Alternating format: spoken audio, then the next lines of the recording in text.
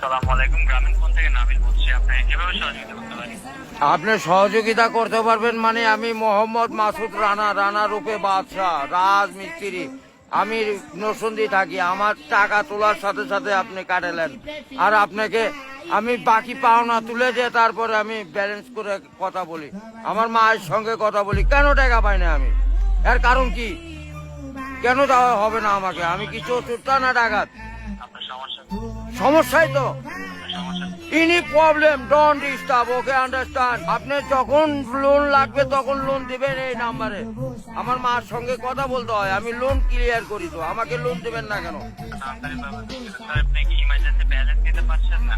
Last emergency মানে আমার মা আগে না আপনার অফিস আগে, অফিস উড়াই দেবো কিন্তু মাথা গরম করলে। আমি দেশের নাগরিক না।